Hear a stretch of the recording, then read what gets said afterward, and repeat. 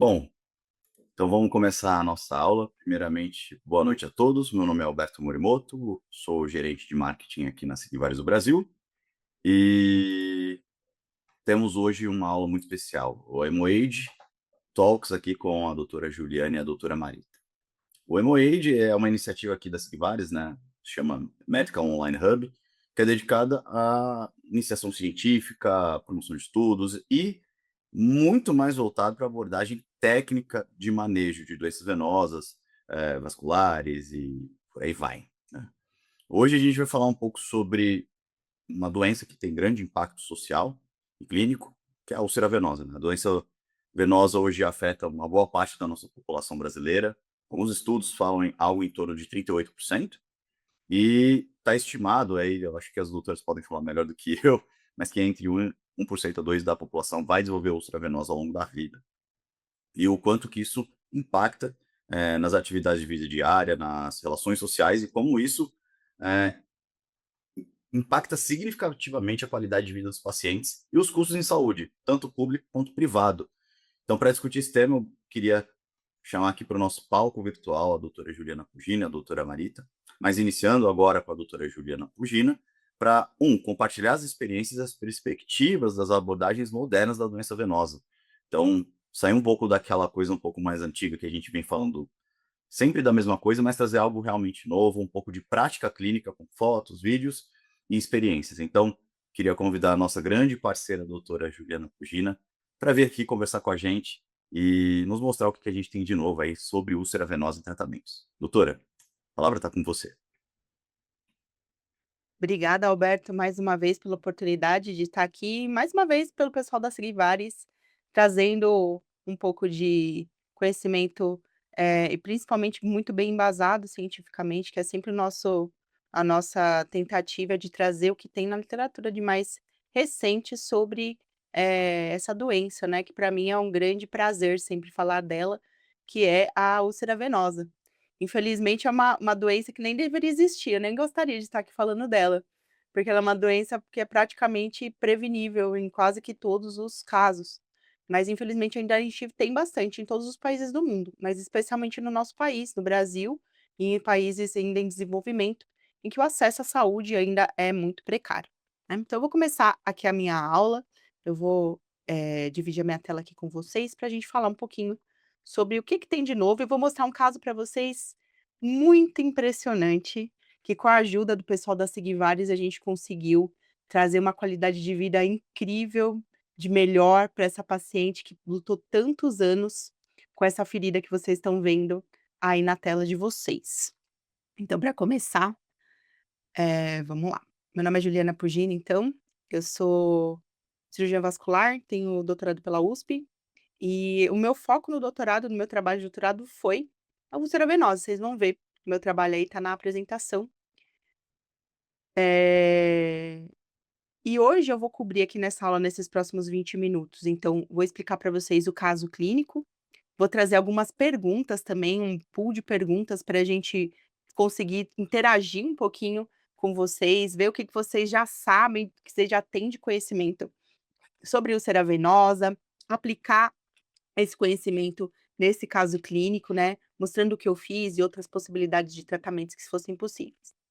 Depois de eu apresentar o caso, a gente vai falar um pouquinho sobre compressão na úlcera venosa e, por fim, tratamento do refluxo venoso. E aí, para fechar e finalizar, eu vou mostrar para vocês a evolução do caso aqui dessa senhora que foi tratada por mim recentemente. É uma senhora de 75 anos, ela é idosa, hipertensa, diabética, hipotireoidismo, tem um histórico familiar da mãe com varizes nas pernas, e ela contou para mim que há 45 anos ela sofreu um acidente de carro, foi atropelada, ficou imobilizada por um bom tempo, acamada, desenvolveu trombose nessa ocasião, ela não sabia referir muito bem como foi o tratamento, onde que era essa trombose, mas ela disse que passaram alguns anos, né, 38 anos atrás, ela iniciou um quadro de úlceras nos membros inferiores. Uma das úlceras, a úlcera do membro inferior direito, ela nunca cicatrizou durante esses 38 anos. Então eu imagino que deve ter gente aqui na plateia que tem menos idade do que essa ferida dessa senhora, né. Eu falei para ela: "Olha, sua ferida tem quase a minha idade, eu tenho 41 anos, então eu era uma pequena criança aí quando aconteceu essa úlcera na perna dela", e desde então, infelizmente, essa paciente nunca conseguiu a cicatrização completa das lesões das 2 pernas ao mesmo tempo, tá. Atualmente ela estava fazendo uso de um curativo com uma gase embebida em PHMB. Essa daqui é a foto dela na primeira visita no meu consultório, né. Eu tenho uma iniciativa lá na minha clínica que é de atender pacientes carentes com úlceras venosas. Minha clínica é uma clínica de alto padrão, mas eu ainda por amor aí a esse tema da úlcera venosa, não consigo deixar meus pacientinhos, sem, atendimento, então eu acolho, 2, 3 casos por vez, que eu consigo dar conta para fazer o tratamento completo, como vocês vão ver que eu realizei.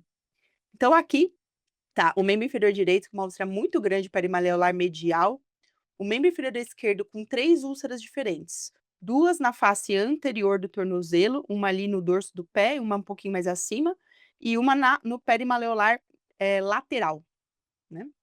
Bastante dermatite ócrea ao redor, as úlceras são profundas, um pouquinho de fibrina, um pouco de granulação, mas leve hiperceratose ao redor. Bastante alteração de pele, né, atrofia blanche, dermatite ocre, lipodermatosclerose.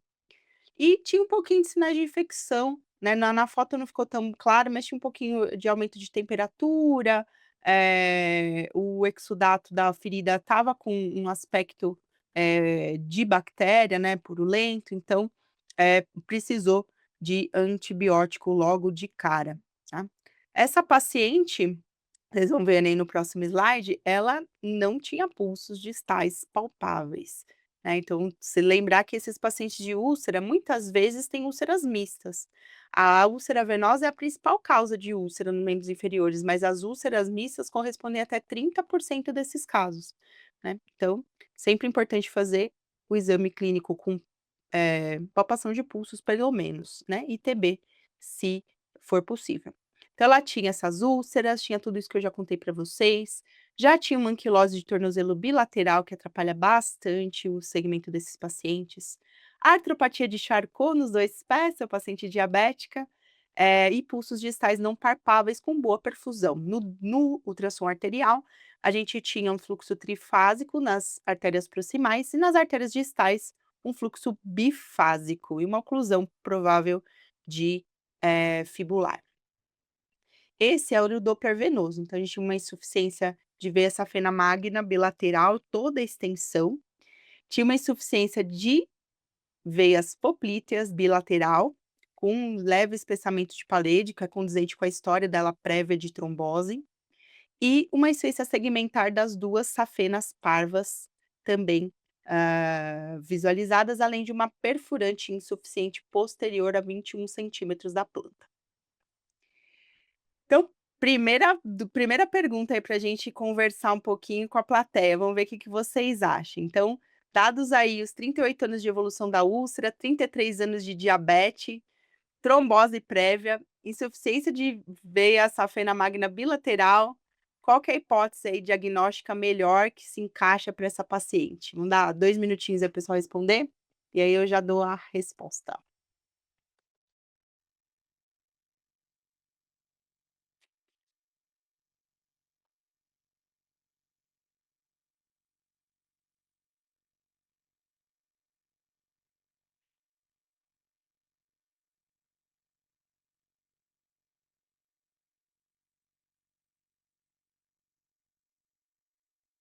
E aí, podemos ver a resposta já? Todo mundo já votou? Então quem respondeu aí a letra C, úlcera mista componente venoso, que secundária a uma síndrome pós-trombótica e associada a uma microangiopatia diabética, né, um paciente com diabetes de longo prazo. E agora, o que que a gente faz? Por onde que a gente começa? Então tem tudo isso aí na mesa para a gente levar em consideração para o início do tratamento. Primeira coisa, na verdade 2 primeiras coisas, né, 2 coisas para começar. Primeiro, sempre fazer ITB nesses pacientes, ainda mais o paciente que tem histórico aí de diabetes, de aterosclerose, pulsos não palpáveis. E lembrar que ausência de pulso não é contraindicação de compressão, tá? Exceto se no ITB menor que meio, geralmente esse paciente tem dor de repouso, é um paciente mais arterial do que venoso. Aí esse paciente ele precisa ir para revascularização, né? O caso dele não é compressão, não é tratamento de varizes. E sempre fazer o exame de ultrassom Doppler venoso para mapear, o tratamento e também para entender a fisiopatologia, se tem problema no sistema profundo, superficial, entender a patência do sistema profundo, que vai definir a conduta cirúrgica, se vai ser possível. A dona DABA tinha um ITB de 0,7, então acima de meio, dava para fazer compressão, e as veias profundas dela tinham refluxo, é verdade, mas estavam pérvias, estavam abertas, então era passível de tratamento. Considerando esses dados, qual que é a melhor compressão para essa paciente? Vamos lá, um minutinho para vocês responderem.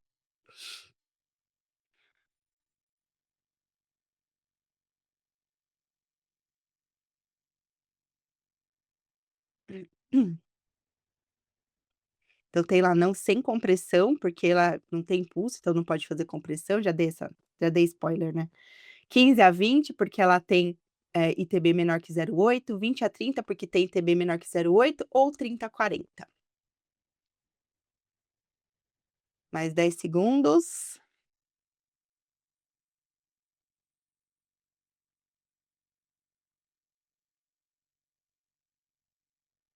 Pronto, gente, vou dar a resposta agora, olha só. Então, nesse caso, a gente pode fazer uma compressão 30 a 40 milímetros de mercúrio. Ju, mas será que a gente pode fazer? De onde você tirou isso? Eu tirei isso daqui, ó, do guideline da European Society for Vascular Surgery de 2022. Na recomendação 72, a gente tem a seguinte informação, que os pacientes com ulcerativa, com pressão sistólica no tornozelo maior do que 60 ou ITB maior do que 0,6 podem fazer compressão, né, ou seja, não podem fazer compressão se estiver abaixo disso. De onde eles tiraram essa informação? Desse estudo observacional aqui. 25 pacientes com úlceras mistas, ITB de 0,5 a 0,8, fizeram 40 milímetros de compressão. O que eles viram? Que os 40 milímetros não impediram o fluxo arterial, que melhorou a perfusão na dopplerfluxometria, que vê perfusão capilar, e que melhorou, obviamente, a fração de ejeção venosa nesses pacientes. Então, não fez mal e fez bem. Então, vale a pena fazer o máximo de compressão que for possível. Cuidado nos diabéticos com neuropatia diabética. Aí sim você precisa ficar muito atento, que às vezes pode machucar.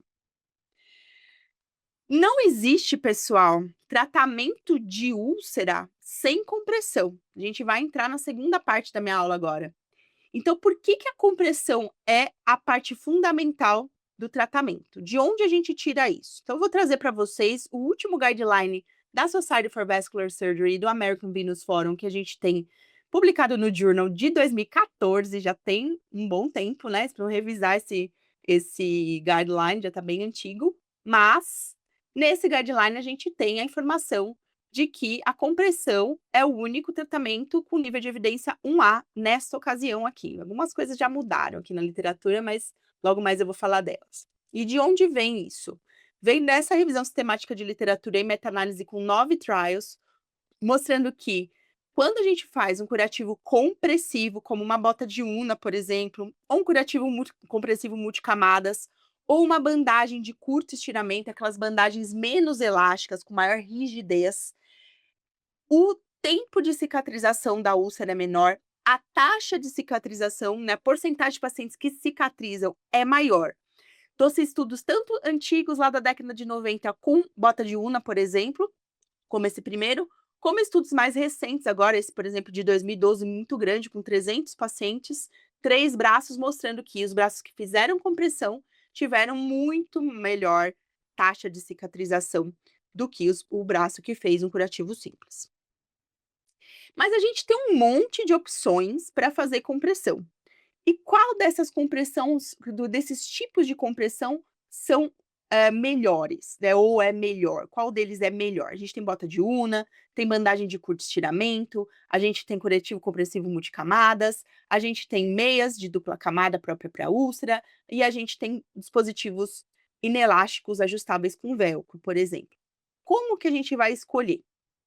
Então, eu que pergunto, né, vou perguntar para vocês primeiro antes de dar a resposta. Então, que compressão a gente precisa, escolher, ou a gente pode escolher para começar o caso dessa senhora aí de 75 anos? Qual desses vocês acham que é o ideal para a gente começar? Bota de Una, curativo compressivo multicamadas, dispositivo ajustável com velcro ou qualquer uma das anteriores? Mais 30 segundinhos para vocês responderem e já vou dar a resposta.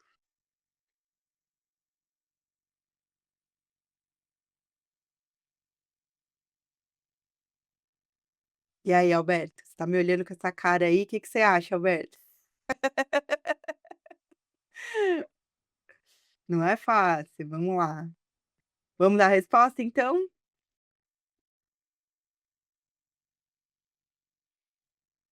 Ó, então dentro do que a gente tem na literatura hoje, a gente pode escolher qualquer uma das anteriores. Eu vou mostrar para vocês o porquê. Lá no guideline, como eu falei para vocês, esse guideline é lá de 2014, a gente tinha a seguinte recomendação: que eles sugeriam o uso do curativo compressivos multicamadas, em detrimento do curativo compressivo de simples camada, para o manejo das úlceras venosas, com nível de evidência 2B. Por quê? Porque era um monte de trabalho pequeno que mostrava que talvez tivesse algum benefício. O maior trabalho que existe até uma meta-análise da Cochrane com 5 trials, o maior trabalho desses trials é esse trabalho do Nelson de 2007, com 245 pacientes, que realmente trouxe essa evidência de um curativo de compressivo multicamadas de 4 camadas ser melhor do que um de simples camada. E como era o maior trial desses 5 trials randomizados, ele pesou bastante na meta-análise, então por isso que ficou essa recomendação. Realmente teve uma mediana de tempo de cicatrização muito menor, metade do tempo, do que o curativo simples camada, e também uma porcentagem de úlceras, cicatrizadas maior. E por que isso acontece? Porque quando a gente tem um curativo multicamadas, né, ou as bandagens multicamadas, ou aquela meia de dupla camada, ou um curativo inelástico, bem inelástico, a gente vai exercer mais compressão inelástica do que elástica, porque as camadas elas têm atrito entre elas. E esse atrito faz com que a compressão seja mais, tenha uma dureza maior, um stiffness maior. Isso vai fazer com que o retorno venoso seja melhor do que a mesma compressão com um componente mais elástico, tá bom? Nesse estudo aqui eu acho muito interessante essa foto que eu sempre gosto de colocar nas minhas aulas. Esse estudo aqui foi um estudo com pletismografia. Então a gente via fração de ejeção venosa e volume de ejeção venosa. No primeiro quadradinho aqui, a gente vê que pacientes normais, tá?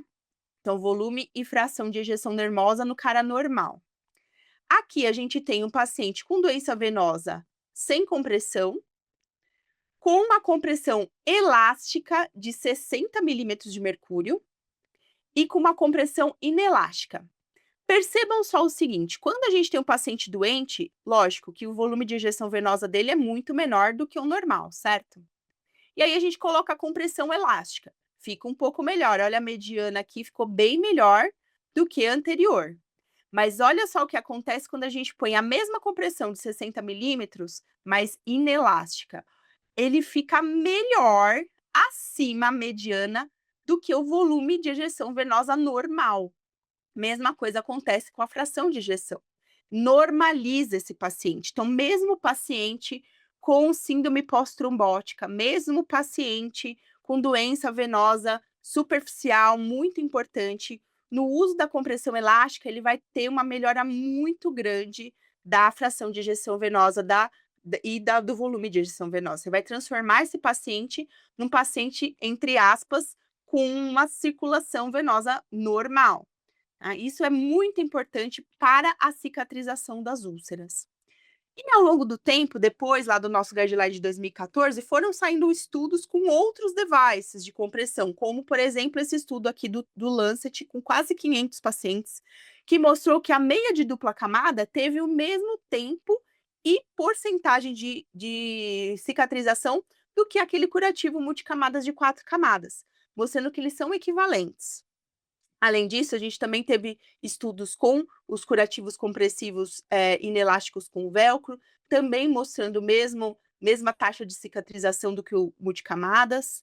Inclusive, um estudo bem recente, ele está em press ainda, deve sair no próximo número da Phlebology, foi um estudo prospectivo não randomizado, mas muito interessante também, mostrando como a adesão dos pacientes a esses dispositivos inelásticos com velcro é muito boa, é um benefício muito interessante que a gente pode trazer para os pacientes que têm dificuldades, às vezes, de colocar a meia elástica, ou mesmo têm dificuldade de ter um serviço de saúde onde ele possa fazer uma bota de UNA ou fazer um compressivo multicamadas.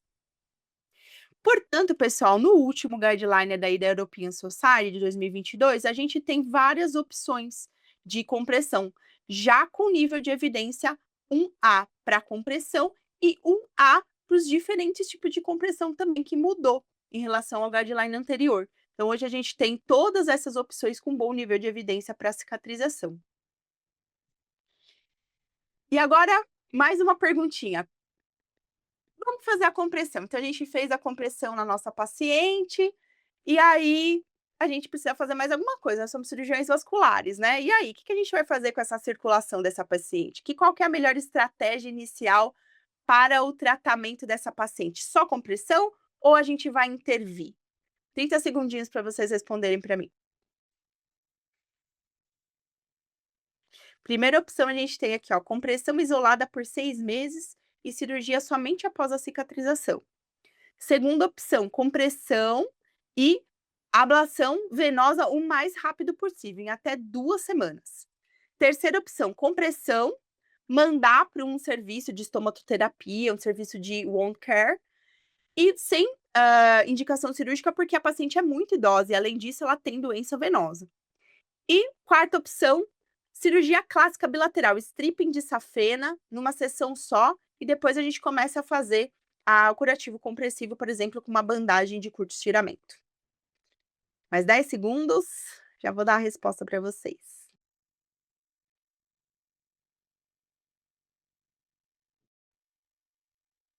Fechou? Então, o melhor que a gente tem de evidência científica hoje para o tratamento de uma úlcera venosa é iniciar imediatamente a compressão e o quanto antes a ablação do sistema venoso superficial, se possível. Por quê? Por vários estudos mais recentes que saíram na literatura. Quando a gente vai olhar o guideline lá de 2014, o nível de evidência não era bom, era 2C, porque os trabalhos não tinham trabalhos grandes mostrando um real benefício da cirurgia de varizes na cicatrização. A gente tinha certeza absoluta que a cirurgia melhorava a recorrência, diminuía a recorrência.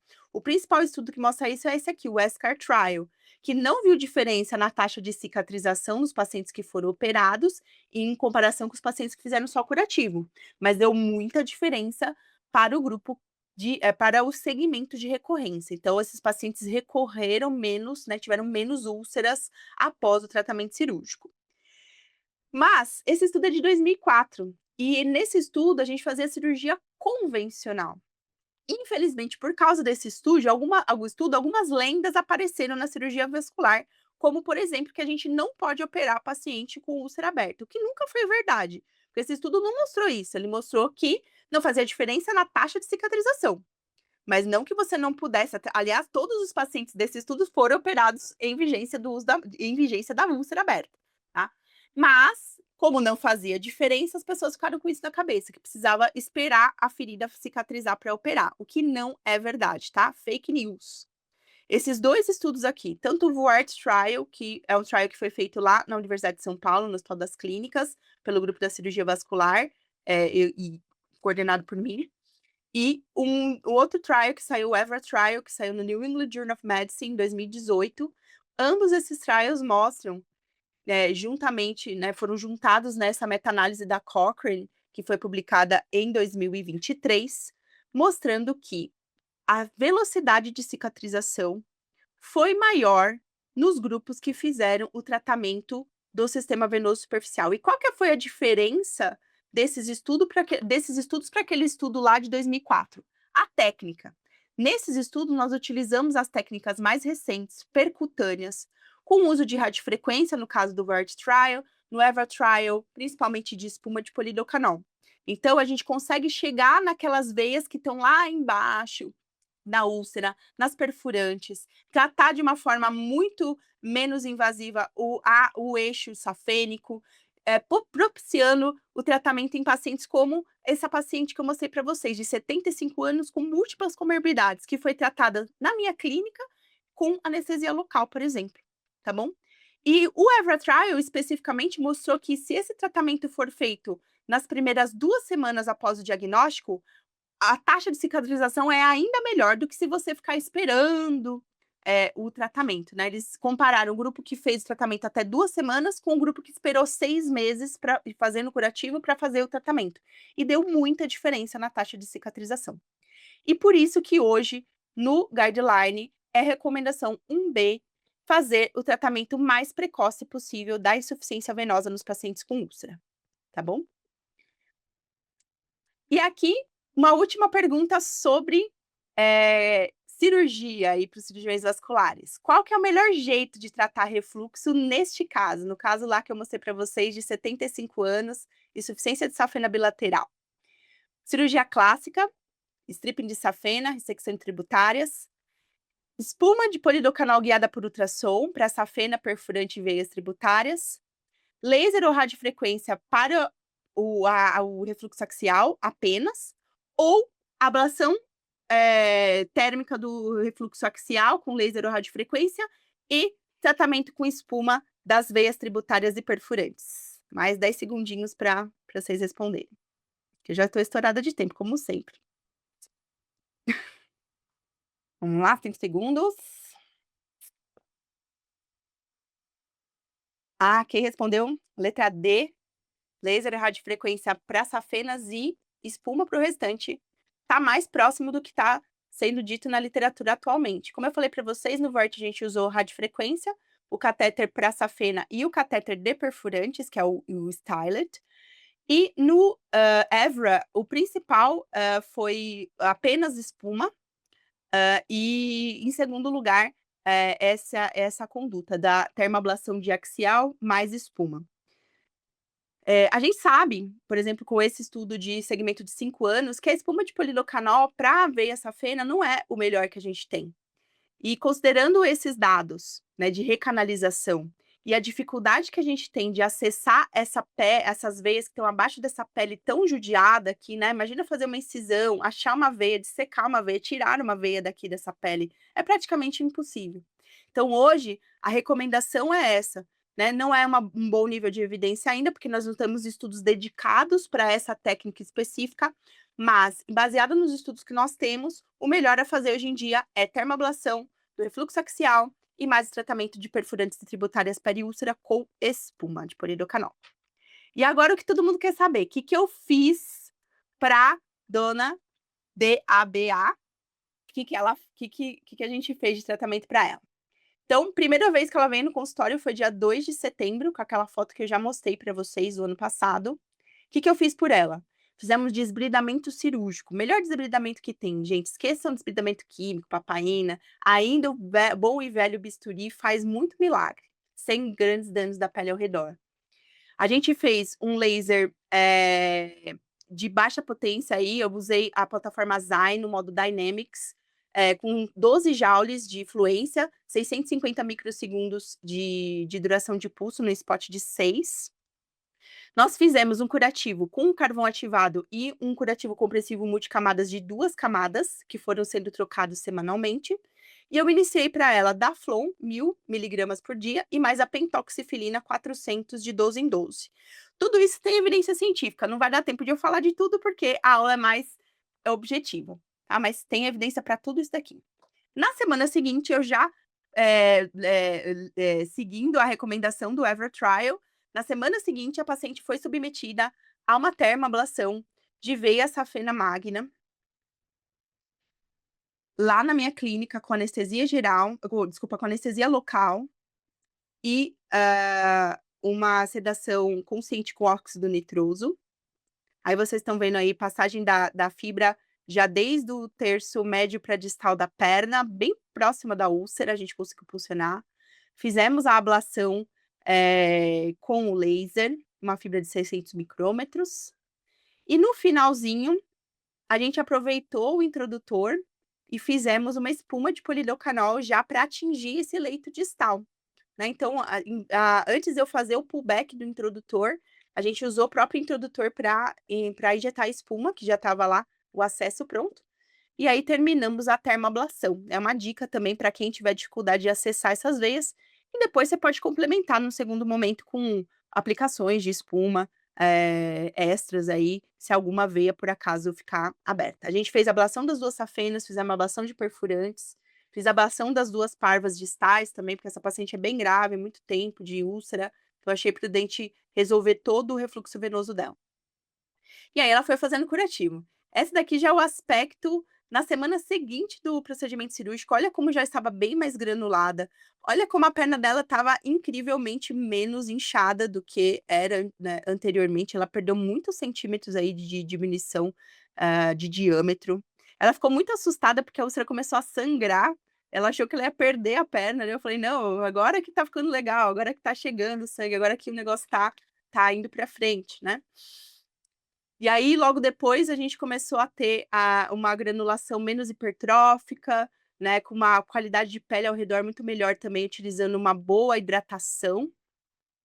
E aí foi o momento em que eu escolhi trocar o curativo compressivo multicamadas por uma opção de compressão que desse mais liberdade para ela, que ela precisasse vir menos do consultório para trocar os curativos, que ela pudesse tirar, que ela se sentisse mais confortável. Então a gente optou por iniciar, o Compreflex e Compreboot para essa paciente. Então tem esse vídeo em que a gente vai fazer a adaptação, então é o momento que eu expliquei para ela como que funcionava, como é que colocava.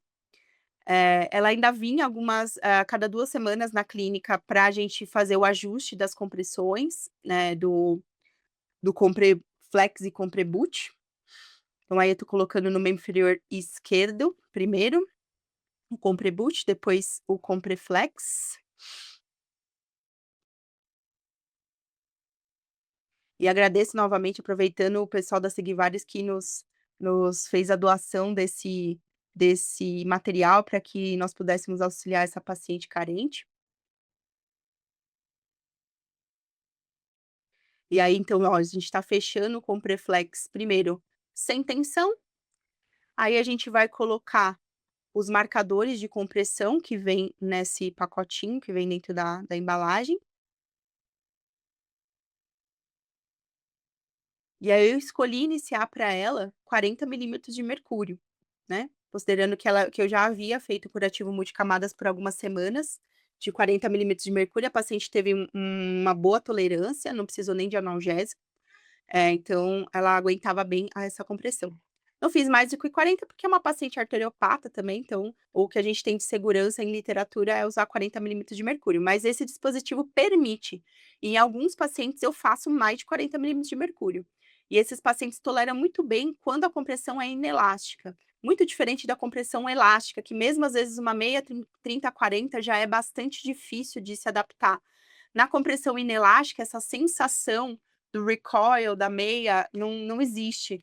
Então o paciente mesmo em repouso, ele consegue ter uma boa aceitação, do uso. Tem pacientes que nem tiram para dormir, que gostam de dormir com a compressão inelástica até, né, não sentem, desconforto com esse tipo de compressão. Eu tenho bastante boas experiências com esse tipo de dispositivo, pouquíssimas reclamações, de pacientes, né, em termos de dor, de dificuldade de uso, é muito prático também para pacientes idosos, pacientes que têm dificuldade de colocação da meia, né. Ainda nós temos uma literatura ainda rasa nesse sentido, poucos estudos muito bons, grandes, sobre esse tipo de dispositivo, mas eu acredito que no futuro nós tenhamos aí mais ainda evidência do que a gente vê na prática, que é realmente muito semelhante ao dressing, né, de curativo multicamadas, e traz uma liberdade maior para o paciente. né. Aí eu tô fazendo a compressão então, ó, chegando lá nos 40 milímetros de mercúrio, deixando aí um pedacinho para fora aí do nosso marcador, e pronto, a paciente foi para casa feliz da vida aí com as compressões. E o que aconteceu depois? Aconteceu isso aqui, ó. Olha que beleza. Então isso aqui já é outubro, tinha 1 mês e meio que a gente iniciou o tratamento dela, e a gente teve esse resultado aqui, aquela úlcera de 38 anos, olha como ela já estava mais rasa. Depois mais 1 mês depois, a gente já tinha quase que total cicatrização. E aí essas pequenininhas deram um pouco mais de trabalho, ficaram um tempinho, mas em janeiro, dia 12 de janeiro desse ano, a gente finalmente pôde abraçar essa paciente e dar os parabéns para ela por estar sem ferida depois de quase 40 anos sofrendo um problema como esse. E é isso, pessoal. O que eu quero que vocês levem para casa é que a gente precisa pensar na úlcera mista, não esquecer dessa fisiopatologia, que compressão é a pedra fundamental do tratamento. Não existe tratamento sem compressão. Não adianta ficar pensando em termoablação e espuma sem fazer compressão. A compressão é sempre o primeiro. Que dá para fazer compressão muito efetiva de 40 milímetros de mercúrio mesmo no paciente arteriopata, que precisa tratar o refluxo venoso o mais rapidamente possível que vocês conseguirem. Eu sei que às vezes a realidade do SUS não permitem, então sim, a compressão sempre iniciada imediatamente e quando possível, assim que possível, iniciar o tratamento do refluxo venoso, se tiver indicação, né, e se tiver o sistema venoso profundo pérvio, pode ter refluxo, tá? Eu vejo muitos estudantes com essa dúvida, não tem problema ter refluxo do sistema venoso profundo, mas não pode estar ocluído, tá? Qual o grau de oclusão, Ju? Isso a gente não tem na literatura. Infelizmente, pacientes com traves fibróticas, mesmo que já estejam com uma boa recanalização, não dá para se ter segurança em fazer ainda, infelizmente, ablação do sistema venoso superficial.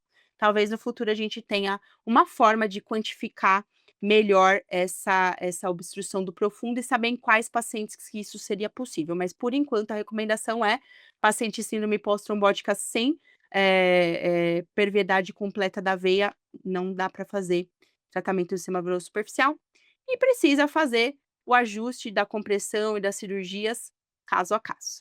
Desculpa o atraso novamente e muito obrigada a todos vocês pela participação, das perguntas. Se vocês tiverem mais alguma dúvida, vocês podem fazer aqui pelo chat, ou então mandar, mensagem para mim também, através lá do meu site, tem meus cursos, enfim, as aulas também que eu dou, eu deixo gravadas lá para vocês pegarem os slides, então fiquem à vontade lá. Obrigada, boa noite. Boa noite, doutora. E não se preocupa, eu acho que quando o assunto é importante, a gente tem que mostrar, cara, o tempo é o que menos importa, né? A gente realmente é muito importante falar sobre isso. Para nós da Sigvares, inclusive, quando a gente fala de compressão, é sempre um desafio, principalmente na úlcera venosa, né? E sobre o que você sempre falou, né? Sobre compressão ser o tratamento ouro. Uma coisa que a gente sempre conversou, né, doutora, e também a gente sempre deixa claro para todos, não é porque as Sigvares têm compressão que, mas o restante das compressões do mundo também não funcionam. Não, muito pelo contrário.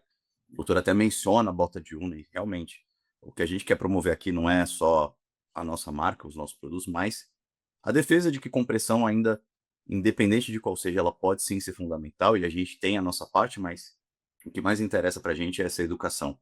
É o bem do paciente. Então, de verdade, é muito bom ver a evolução do paciente e a gente está aqui para ajudar. Esse é o nosso principal ponto. Então, de verdade, muito obrigado. E agora eu também queria convidar para o E nosso a palco parte boa que virtual. eu ia falar, a dona Divina, é a paciente do caso, já nos devolveu o Compreflex, já estamos usando em mais um paciente, então o Olha, Compreflex tá rendendo, viu, Alberto? Mas eu vou te chatear com os pedidos mais pra frente aí, que já tem alguns pacientinhos na fila precisando, tá bom? olha, eu queria ser chateado sempre com esses pedidos, viu? Toda vez que a gente ajuda um paciente e vê uma melhora tão grande e absurda como essa, para mim e para seguir vários, é sempre um prazer enorme. Mas que bom você ver, é passar para frente, né? Tem que passar para frente, tem que tratar os pacientes e tem que tratar essas perninhas, porque, como a gente viu, funciona, né? Dá resultado e traz de volta aí atividade de vida diária, com qualidade de vida. É uma coisa maravilhosa e essa é a nossa função. Nada mais do que a nossa obrigação mesmo. Obrigado, viu, doutor Juliano? E pode encher nosso saco, viu? Eu, o time São Paulo aqui, a gente está aqui para ser enchido o saco mesmo. Mas obrigado, doutora. E queria convidar agora também ao palco para falar um pouco sobre sua experiência, um pouco mais também na prática clínica voltada, a doutora Marita. Doutora, bem-vinda aqui ao nosso palco virtual. Se precisar de alguma ajuda, eu estou por Boa aqui, mas noite, vamos falar de úlcera venosa aqui de novo na prática. boa noite. Eu vou começar já compartilhar minha página aqui, e aí eu já converso com vocês. Tá tudo bem aí, dá para ver? Tá dando Eh, para ver sim. Meu nome é Marita von Rautenfeld, eu sou cirurgia vascular em São Paulo, e sou bastante conhecida pelo tratamento de úlceras e tratamento de pé diabético aqui no em São Paulo, e costumo tratar bastante meus pacientes com medicina regenerativa. Depois dessa aula maravilhosa da Ju, sempre nessa que ela tem um embasamento teórico maravilhoso, eu vou falar um pouco mais da parte prática. E eu escolhi aqui um caso hoje um pouco diferente. Quando a gente fala em úlceras venosas, sempre vem a imagem desses casos da Ju, né, que ela mostrou aí, esses casos cabeludos aí. Então eu escolhi dessa vez o caso um pouco diferente aqui só para me apresentar. Eu sou cirurgia vascular e também sou cirurgia dentista, cirurgia bucomaxilofacial. Então eu tenho esse braço de medicina regenerativa, uso de laser, fototerapia dinâmica, tal, que eu trouxe desde a época da odontologia para a área vascular, para as feridas, né. Que eu acho que um dos primórdios aí é a odontologia com tratamento regenerativo e de laser.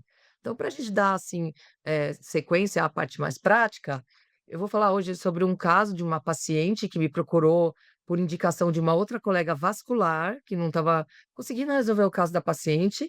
Essa paciente me procurou dia 13 de março, ela tem 54 anos, é japonesa, natural do Japão mesmo, mora no ABC e tinha como antecedente pessoal trabalhar no restaurante. Então a vida toda, há 30 anos, trabalhou no restaurante o dia inteiro, 16, 17 horas por dia de pé.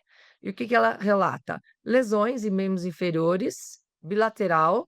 Então, há 4 anos ela começou a demonstrar e apresentar lesões no membro inferior direito, e há cerca de um ano na perna esquerda também. As 2 pernas sem nenhum tratamento, sem conseguir regredir as lesões. Até então ela passou por 11 vasculares, 3 ou 4 serviços de enfermagem, vários serviços públicos, porque é uma paciente com um baixo poder aquisitivo, não tem como pagar um convênio, e veio migrando de tratamento em tratamento sem sucesso nenhum nos tratamentos. E aqui, qual era a queixa dela? Uma intensa dor local, ponto de não conseguir dormir à noite, edema crônico de membros inferiores há anos, já demonstrando esse antecedente de feridas que sempre feridas e úlceras venosas, né, decorrentes da insuficiência venosa, são precedidas por edema crônico de membros inferiores, e uma história de múltiplos curativos, né, desde bota de urna, enfaixamento simples e por aí vai.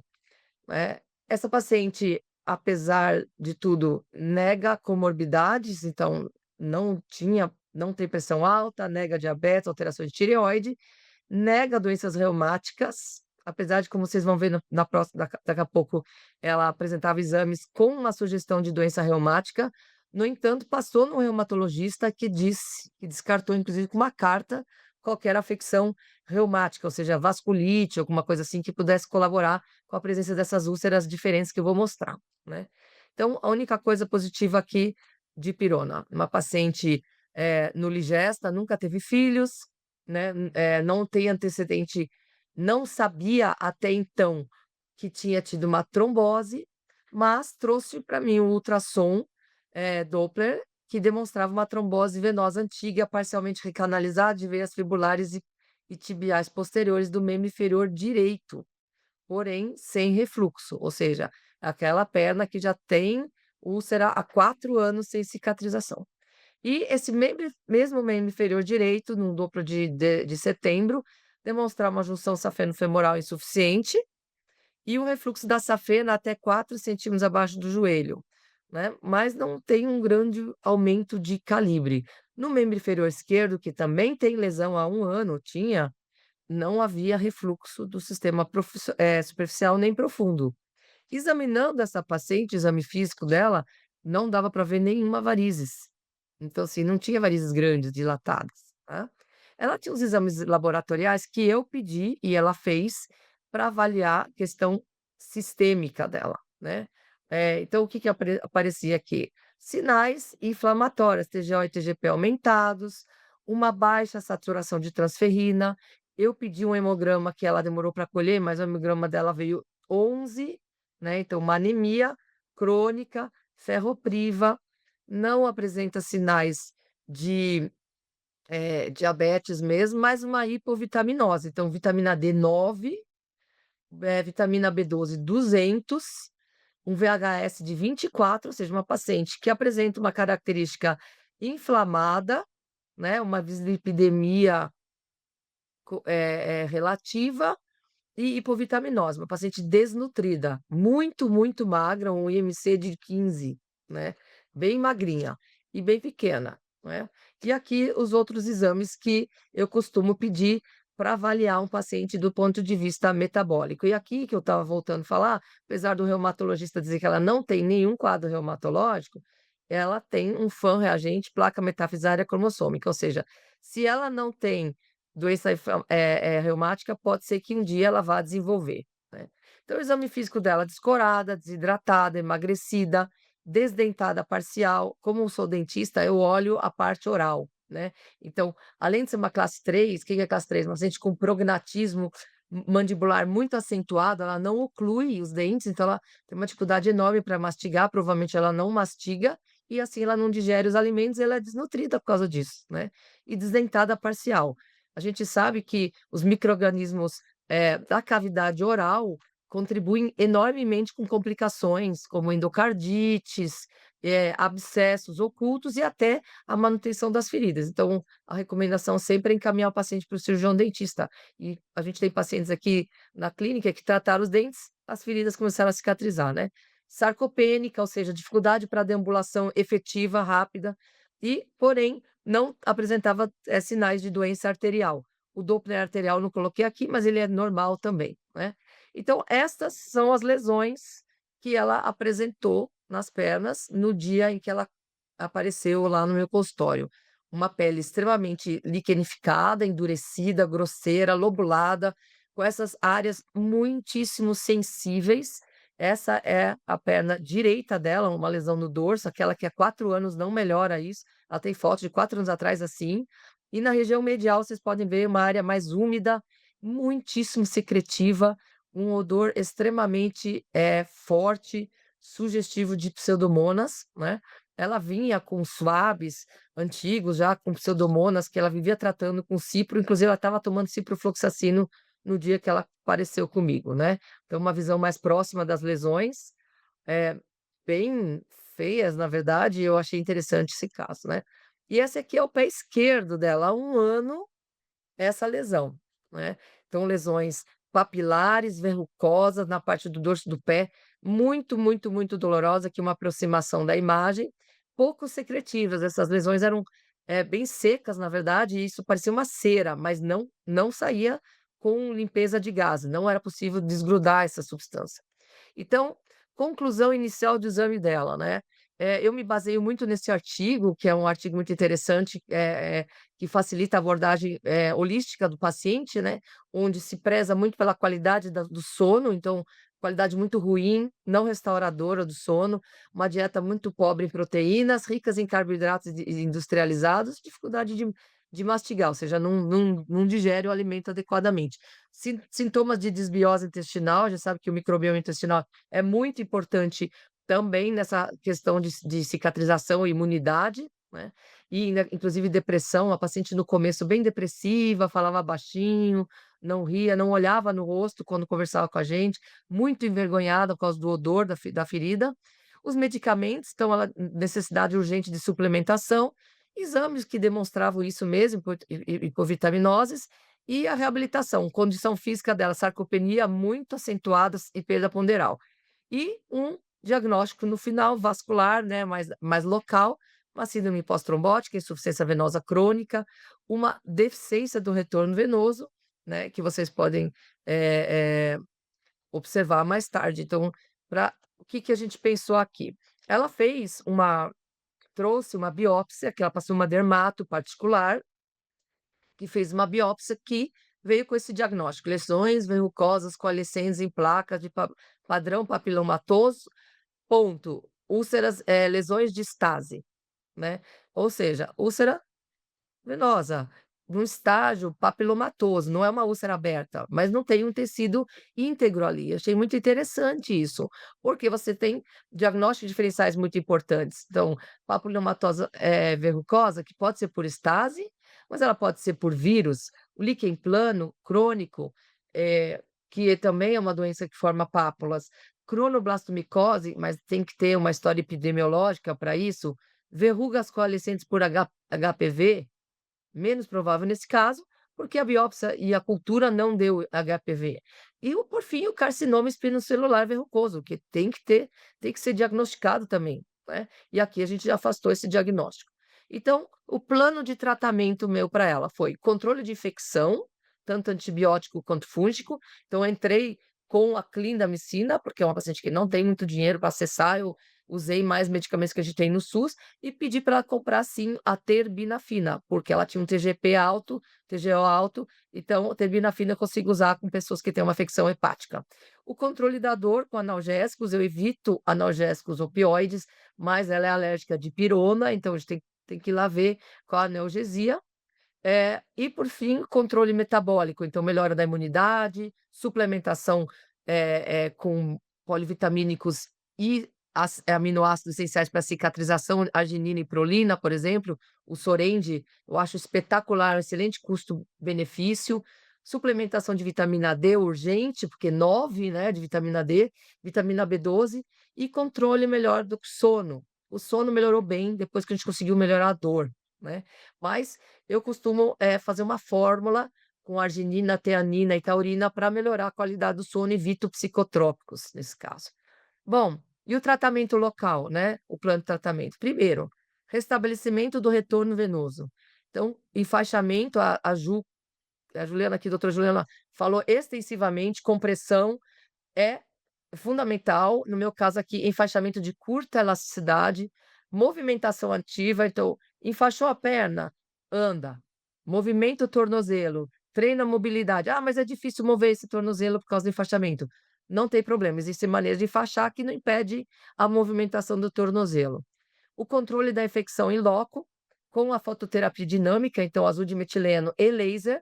Então existem, artigos, embasando muito bem isso, né, como eu estou mostrando aqui, um desses artigos muito interessantes do doutor Tardivo, onde você usa a ação dos cromóforos do azul de metileno com a luz vermelha, tanto do laser de baixa potência, como está mostrando a imagem, como de alta potência também, e essa reação, entre cromóforos do azul e luz vermelha, ela provoca uma liberação muito alta de radicais de oxigênio, e esses radicais de oxigênio provocam uma hiperoxidação bacteriana e você faz uma morte bacteriana sem seleção bacteriana, então uma ação antibacteriana muito potente local, que em 2 aplicações resolveu o problema da paciente, não resolveu. A clindamicina, antibiótico não estavam resolvendo situação na perna direita, e o azul de metileno com a fototerapia dinâmica resolveu o assunto, né. Controle da umidade, não pode ter nem secura, nem umidade demais, então eu removi o tecido que ficava entre essas pápulas com uma cureta, um trabalho bem manual mesmo, removendo toda a necrose entre as pápulas, com uma curetinha de dentista que eu ainda tenho, fui removendo isso aí, e curativos antibacterianos e controladores de umidade, como eu utilizei, o Cutimed Sorbact, eu não tenho nenhum conflito de interesse, o Calyx e a hidrofibra em algumas vezes, e isso depois, por cima, o enfaixamento de curta elasticidade. Então, aqui está uma imagem da aplicação do laser que eu fiz, tanto de baixa quanto de alta potência, e aqui uma foto, assim, é uma imagem dos materiais. Então, o Calyx, que é uma gase impregnada com PHMB, que vai mantendo a ação do PHMB local. O Cutimed, essa atadura que eu acho super legal, é uma atadura de curta elasticidade coesiva. Então, a coesividade da curta elasticidade é uma atadura de algodão, muito flexível e adaptável às curvas da perna, e você consegue ver, se o paciente tirou a faixa ou não, porque se está coesiva, vai mudar o tipo de enfaixamento. 2, por ser coesiva, ela mantém o enfaixamento, constante e ela não tem um relaxamento ao longo da semana. Então existem técnicas de enfaixamento que fazem com que essas camadas das faixas se imbriquem e você não tem o relaxamento desse enfaixamento.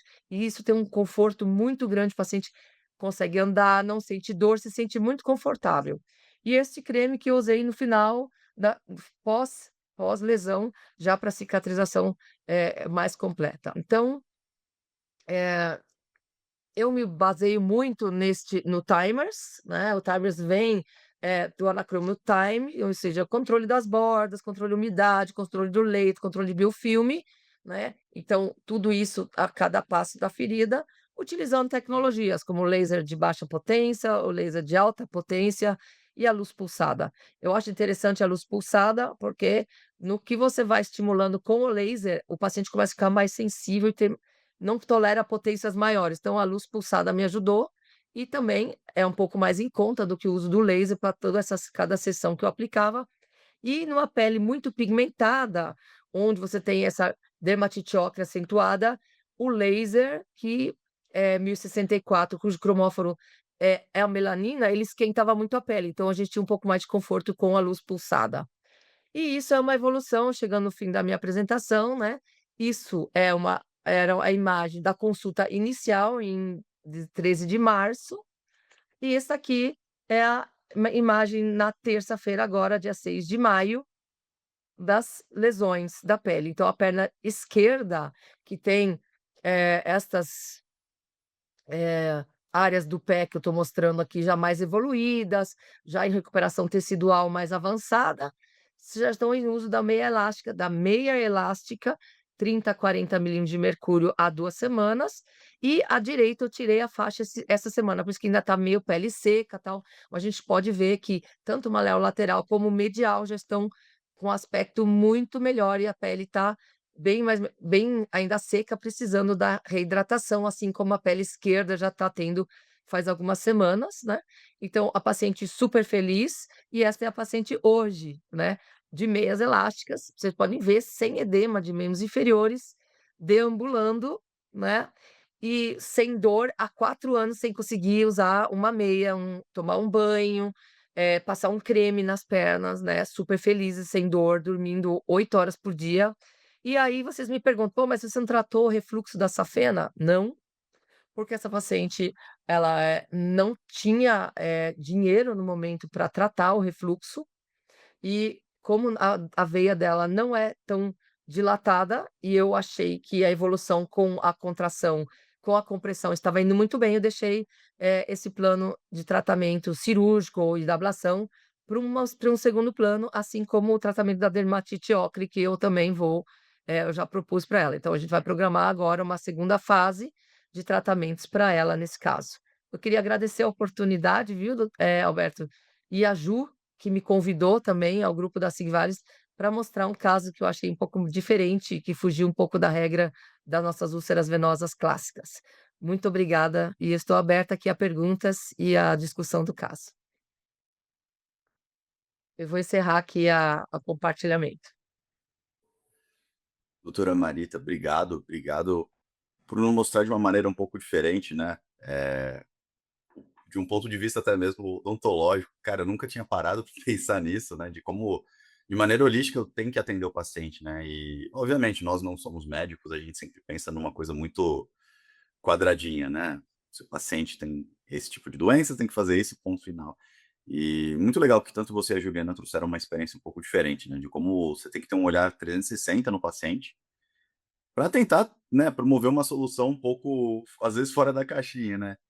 E como deve ser difícil isso. Então, na verdade, eu queria perguntar para vocês, e isso é uma pergunta que eu sempre tive, porque a gente está desse lado, né, eu enquanto Alberto ou enquanto Sigvares, eu estou desse lado, e eu sempre estou pensando no que as empresas podem ajudar, né, para quem está do outro lado da mesa, a tratar o paciente, a superar um pouco desses desafios. Eu queria entender um pouco de você, Marita, e você, Juliana, o que vocês podem esperar da Sigvares ou das outras empresas de compressão, quando a gente fala de tratamento de úlcera venosa, o que poderíamos acrescentar ou o que a gente poderia fazer para melhorar, tanto no awareness do paciente, dos outros médicos de educação, quanto mesmo de produtos? Queria só entender se a gente realmente tem aí alguma oportunidade que a gente não esteja vendo. Olha, Alberto, o que eu mais vejo de dificuldade, por incrível que pareça, é os pacientes e outros médicos de outras especialidades, principalmente lá o médico do posto de saúde, eles entenderem a real necessidade da compressão.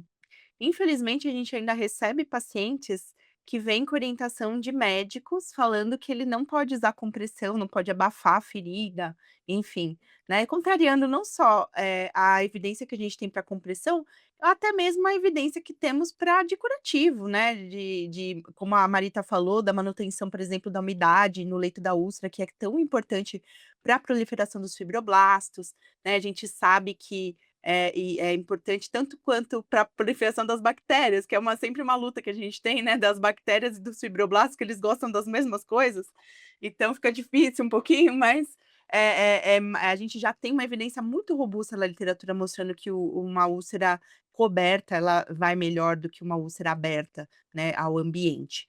Então eu acho que isso que talvez, as empresas possam nos ajudar, não só na educação do especialista, do cirurgião vascular, que às vezes também peca um pouquinho, mas é um pouco mais orientado, mas principalmente do público, de médicos mais da área básica, né.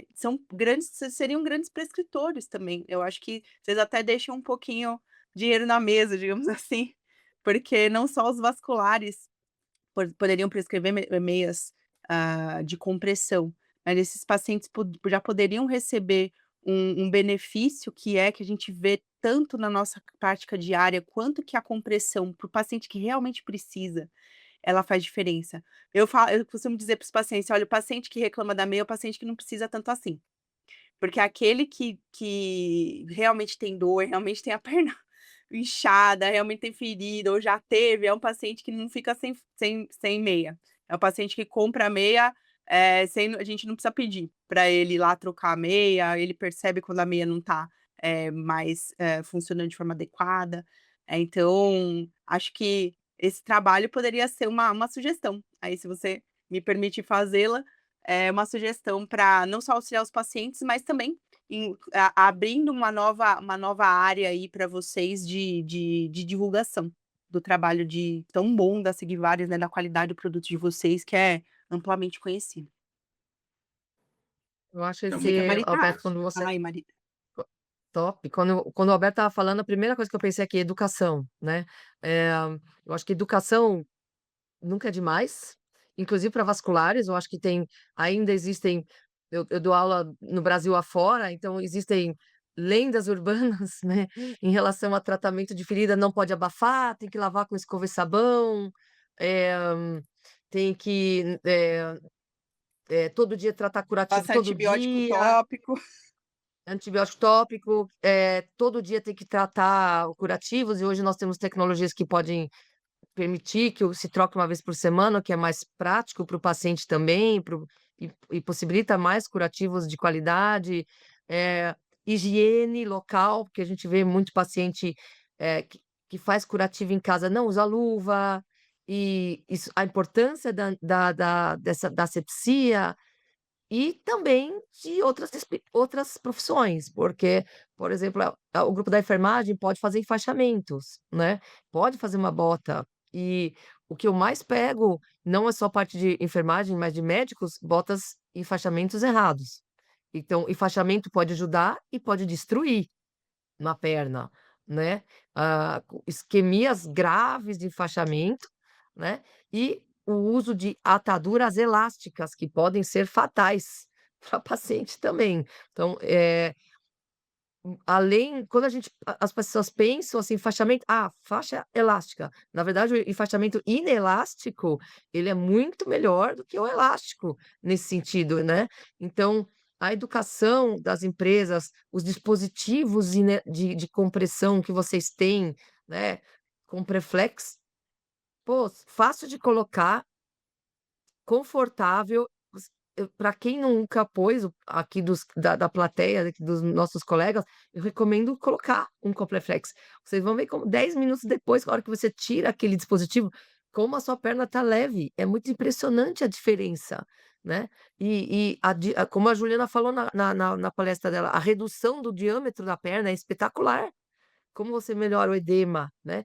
E controle de edema é fundamental para tratamento de úlceras, para restauração do reflu do retorno venoso, né. O conceito de retorno venoso tem que ser bem fundamentado também, né, Alberto. Então acho que as empresas conseguem ajudar dessa maneira e talvez de uma maneira, um pouco mais complicada, é o acesso a uma população, por causa de custo. E muita gente não tem como comprar um Comproflex ou uma meia elástica de boa qualidade, curativos, não tem acesso. E a gente vê que as úlceras estão, muito relacionadas ao fator econômico, socioeconômico, acesso à informação, a tratamentos. Então, eu acho que a divulgação do produto, a educação associado a uma maior acessibilidade aos produtos, eu acho que isso é importante também, né. Mas sabe, Marita, uma coisa que eu acho interessante, até que eu gosto de pontuar com os pacientes, é que quando você pensa num dispositivo como esse, um Compreflex ou até mesmo uma meia de dupla camada, Eu são sei até que você fala. dispositivos que eles são acessíveis se você considerar que O a tempo. o paciente vai usar muito menos outros tipos Claro. de curativos, né. Esses pacientes que estão há muito tempo com úlcera, a gente vê o meu trabalho de doutorado, a gente fez um estudo de custo-efetividade também, eu estudei um pouco sobre isso. Em todos os trabalhos de úlcera venosa que a gente tem custo-efetividade, e não só, pensando em curativo, mas no meu caso tinha, 2 catéteres já de frequência, tudo, e mesmo assim foi custo-efetivo, porque o tempo pra cicatrização da úlcera é o Sem dúvida. principal fator de economia. Né, o que, talvez a gente precise também como médicos falar para o paciente, é conscientizar eles da necessidade de compressão. Eu gosto muito de fazer isso começando com a compressão, que nem você falou, né, vou colocar uma faixa ali de um jeito que o paciente não tire e se ele tirar eu saiba que ele tirou, para mostrar para o paciente o real benefício. E também porque como esses dispositivos são um pouco mais caros, né, de um investimento inicial ali para o paciente ter, primeiro dá tempo dele se capitalizar ali para fazer o investimento, e segundo que, muitas vezes a gente diminui, eu não sei você, mas no meu consultório às vezes eu diminuo 5, 10, 20 centímetros de diâmetro uma perna. Então Exatamente. um Compreflex que era um GG já vira um M às vezes, entendeu. Ele Então daí o paciente não vai precisar investir em 2 dispositivos, um na sequência do outro, porque vai ficar grande, ele vai poder, usar um dispositivo já, mais tempo, né, o mesmo. E também a úlcera, se como você falou, né, o controle do edema é fundamental, então a úlcera se torna menos exudativa quando a gente faz uma excelente compressão.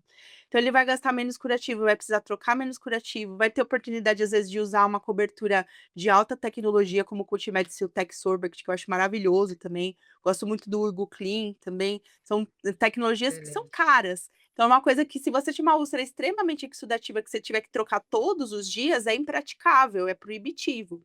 Mas uma úlcera com controle bom de compressão, que você consiga manter esse paciente aí com a perna controlada, aí você consegue trocar a cada 3 dias, a cada 4, até às vezes 7 dias, uma cobertura. Então, eu acho que Até a compressão, essa fase de conscientização do paciente é o que faz a maior diferença no tratamento. eu acho que a compressão adequada, ela inclusive, ela, na maioria das vezes, ela diminui a necessidade do lançamento de curativos mais caros. E não só a compressão, mas e fazer o paciente entender que a reabilitação física dele é super importante. Então, hoje a gente fala muito em sarcopenia, né? Com essas histórias de canetinha, de emagrecimento, sarcopenia está bem em voga, né? E você percebe que esses pacientes bota de una, bota de una, bota de una, enfaixamento, enfaixamento, enfaixamento, aquela perna fininha, sem musculatura nenhuma, né? Como é que você vai, reabilitar um paciente assim? Então, é importante o paciente entender que a reabilitação física, o exercício físico é muito E o consumo importante proteico, também. outro desafio da úlcera, Marita, você deve ver muito isso no seu também. Porque tem aquelas lendas urbanas que você falou dos alimentos remosos. Ah, eu adoro Ah, alimento remoso. Sabe qual que é o problema, nossa, Alberto? Você que é um cara que não é médico. Aí você vai falar assim: olha, você fez uma tatuagem, você não pode comer peixe, você não pode comer isso, pode comer carne de aquilo, né? Tem todo porco, não mundo de sei o quê. histórias. que não tem nenhuma evidência científica.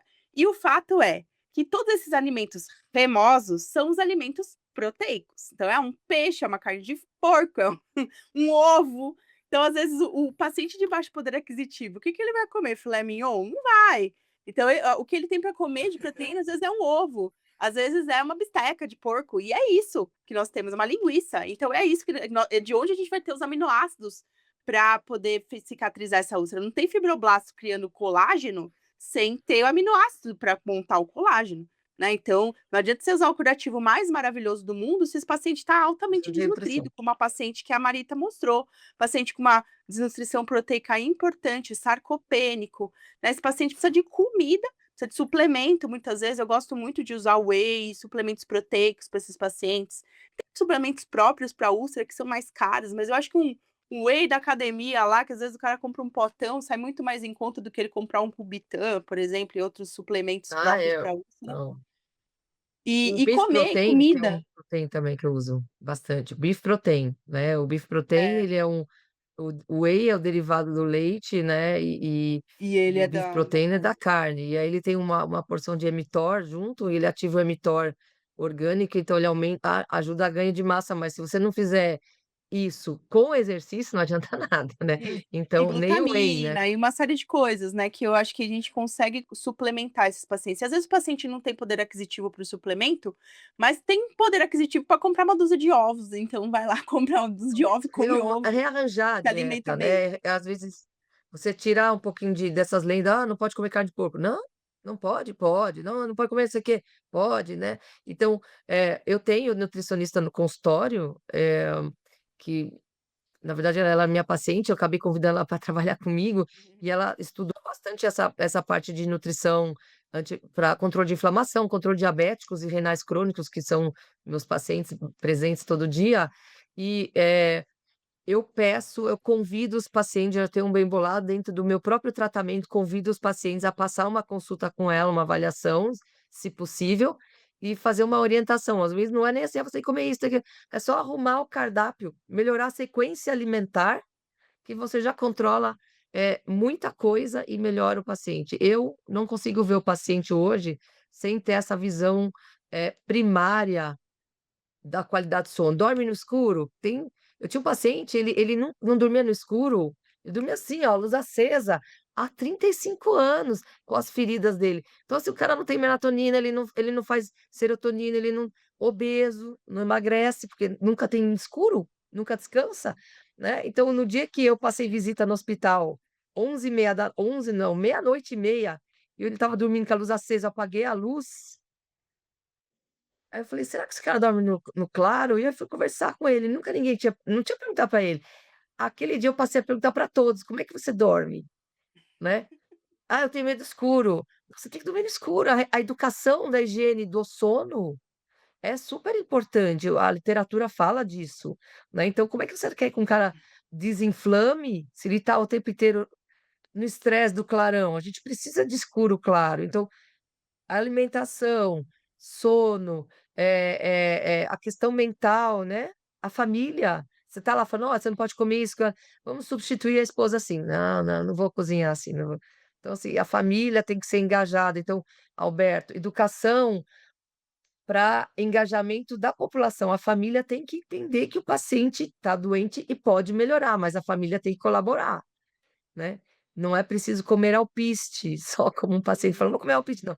Pode comer de tudo, inclusive o que a família come, mas de uma maneira adequada. Então, saúde oral, as bactérias, a translocação bacteriana, através da corrente sanguínea e da permeabilidade intestinal para a ferida é muito interessante. Existem trabalhos que mostram que você tem Fusobacteriums que ficam no sulco periodontal, onde tem placa bacteriana inflamada, infectada, no leito da ferida.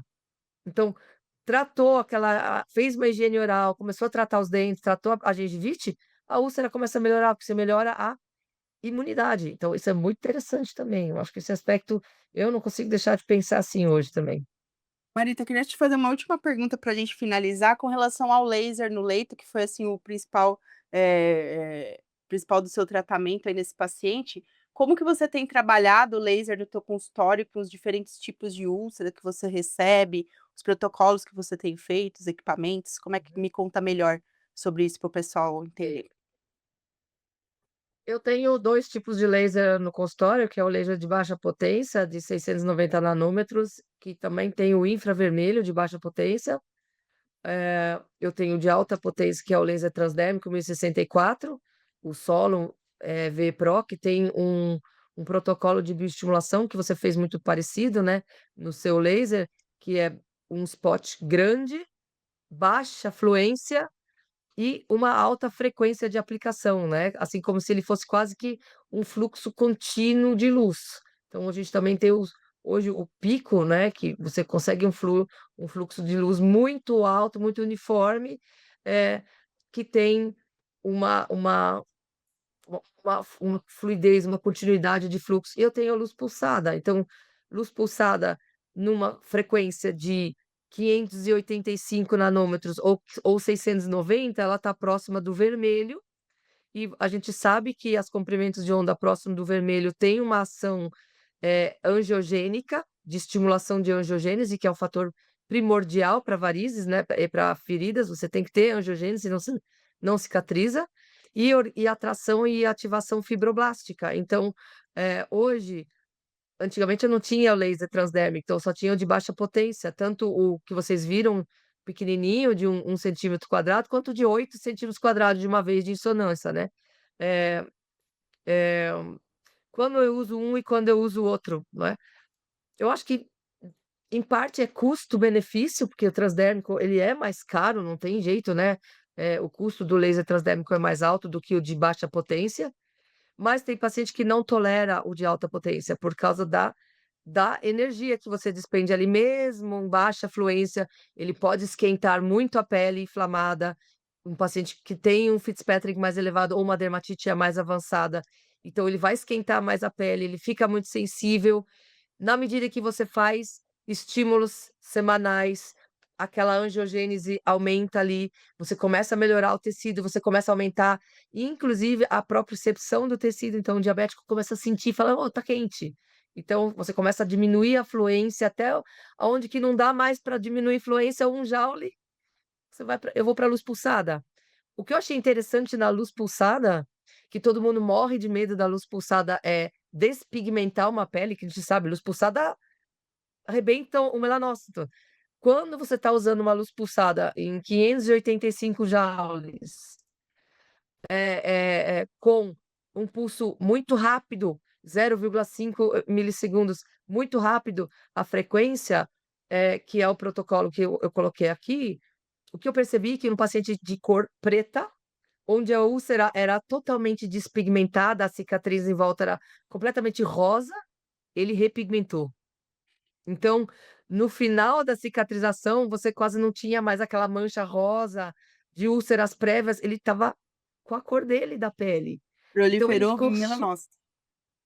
ele ficou super encantado com aquilo e ficou Que super legal. feliz. Então, eu achei, muito importante você saber as diferenças das ferramentas que você tem. O laser, de uma frequência mais alta, infravermelho, e tem uma ação anti-inflamatória e analgésica muito potente, mais do que o laser vermelho. Então, úlceras muito sensíveis, eu lanço mão de infravermelho 1064, 1200, 1210 até o 1100, 1020, depende, eh eh, de uma época que eu estava com uma máquina onde eu podia regular o comprimento da onda, num laser de diodo que você consegue compri então o infravermelho tem uma ação analgésica muito interessante e muito boa por ser anti-inflamatório, entendeu? É o Então que eu essas tenho ferramentas são lá na muito legais. clínica, que é o laser que eu uso para o tratamento das telangiectasias, tal, que é um Zai, que eu consigo fazer esse protocolo, de microsegundos, né, que é o Dynamics, que é mais ou menos o mesmo que você faz na plataforma do Solon. Solo. Eu tenho tido muitos bons resultados para esses pacientes, tanto no leito da úlcera, periúlcera também. Também percebi uma melhora muito grande da qualidade da pele periúlcera, depois que você faz, né, muito menos, hiperceratose ao redor, né, uma pele com uma hidratação aparente melhor, quando você aplica Ó. o laser. E também uma excelente tolerabilidade, excelente tolerabilidade. Eu não tive nenhum paciente que não tolerou Então, fazer a dinâmica ali com o laser, e tenho utilizado também esses pacientes, complementando essa história da boca, a gente percebe muita infecção fúngica, né, infecção, de leito ungueal, então tenho tratado também esses pacientes com laser em leito ungueal para onicomicose também com excelente resultado, então a gente excelente consegue resultado, né. muito legal. Então, a gente traz um benefício para o paciente global, né, que se reflete na cicatrização da úlcera, né, no final das contas. Uma coisa que eu achei interessante, normalmente quando a gente pede para o paciente se avaliar, o paciente da ferida, a gente acaba de pe pe pa acaba esquecendo de pedir para ele tirar a roupa, né, porque muitas vezes, naquela perna você tem uma tinea cruris que passa batida, e ela é uma fonte de infecção, né, e fúngica. Então, nesse caso meu aí, E eu abertura para acabei dando bactéria turbina também. fina. Hum. Então eu acabei fazendo uma turbina fina para ela, lembrar que o tratamento é 6 meses, porque você tem, o fungo também alojado no intestino, então, o tratamento é longo, né. E eu acho que, enfim, né, o tratamento é global, precisa ser milionário para ter um monte de tecnologias? Não, desde que você saiba o timers, aquele anacrômio timers, eu sugiro a todos aqui estudarem pegar esse artigo, é o Time, né, que virou timers, então o tratamento de, bordas, umidade, biofilme, secretividade da perna, infecção das feridas, eu acho que seguir esse passo a passo já é metade, meio caminho andado, associado à compressão mesmo, que na verdade é o restabelecimento do retorno venoso, né, como você mostrou bem na sua aula, transformar ele numa pessoa saudável, enquanto usando compressão, né. Acho que tô aqui para tem pessoal tem meu Insta, depois pode mandar meu e-mail, se quiser responder, eu respondo perguntas. Perfeito, perfeito. Então, doutora Marita, doutora Juliana, eh, gostaria de encerrar aqui então a nossa aula. Gostaria também de agradecer a vocês pela participação, pela entrega e por esse movimento. Falo agora de maneira até pessoal que quando a gente fala de úlcera venosa, realmente, por mais que seja tão antigo quanto a exercer a profissão de vascular, ainda temos muito a aprender, né? Você vê que a gente sempre fala sobre mercado, e até mesmo quando a gente fala sobre pessoas que ativamente gostam de tratar úlcera. Já falei isso com a doutora Juliana outras vezes, né? Até parece loucura. A Os gente começa a falar de malucos aí úlcera, da parece USP. que é coisa de maluco, Pegam a né? Assim, gente. você vê. Eu As peço úlceras até pegam a desculpa. gente, não tem jeito. Eu peço até desculpa porque é coisa de maluco. Você vê que às vezes a gente fala de úlcera, as pessoas correm. Não, não quero, pô, passo pra frente. Então, quando a gente Pode mandar encontra aqui. ouro, é isso. Doutora Marita, doutora Juliana, vocês são ouro, mas assim, a gente tem que espalhar, sabe, a palavra do tratamento de úlcera, porque tem tanto a ser feito e a gente precisa muito de profissionais como vocês. Então, de verdade, fica aqui o meu agradecimento e o reconhecimento da Sigvares do quão isso é importante. Obrigado por existir e obrigado por essa luta, sabe, de tratar a úlcera venosa com tanto carinho, com tanta paixão.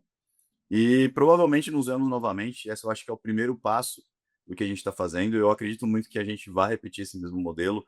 Talvez até mesmo, quem sabe, no futuro com paciente, mostrando um pouco sobre como a gente tem feito o enfaixamento, ou como a gente pode fazer um laser. Sabe, vida real mesmo, a gente possa fazer junto isso novamente.